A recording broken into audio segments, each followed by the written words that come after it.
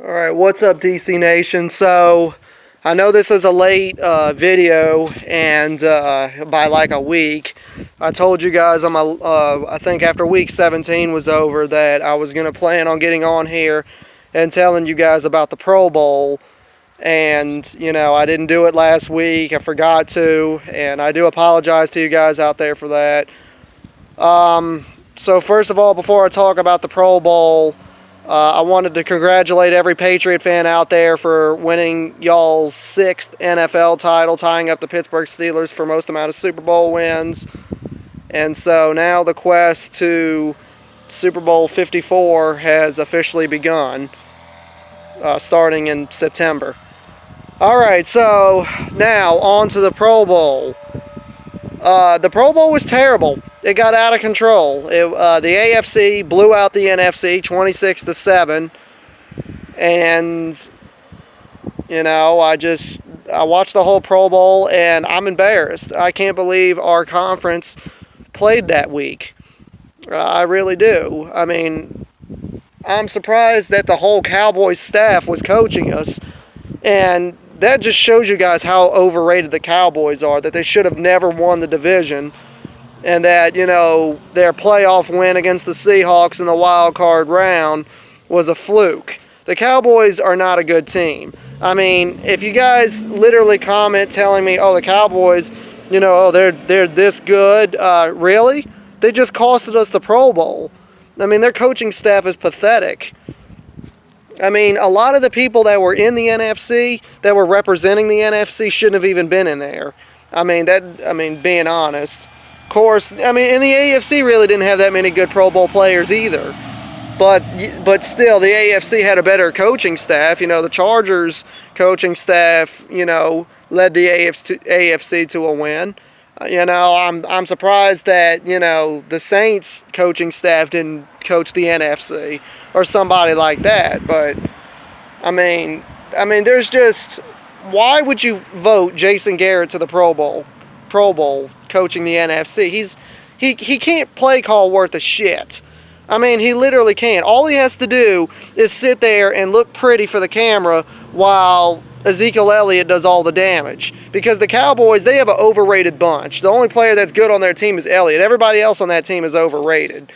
I mean, and that's basically what happened in the Pro Bowl.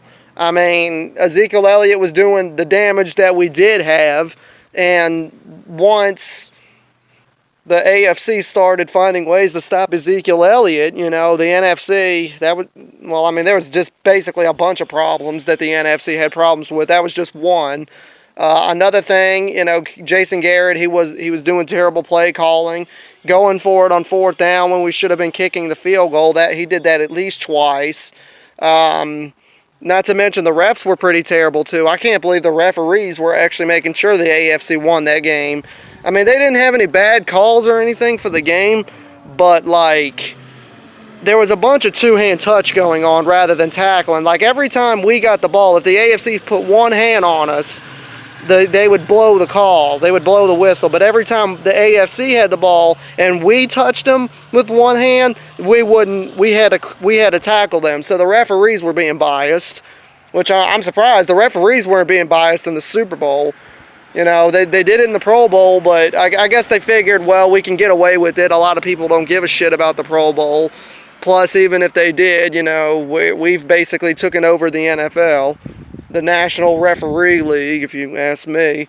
But, I mean, you know, first of all, Russell Wilson, he came out there. I figured, well, he's only missed the Pro Bowl once in his 7-year career.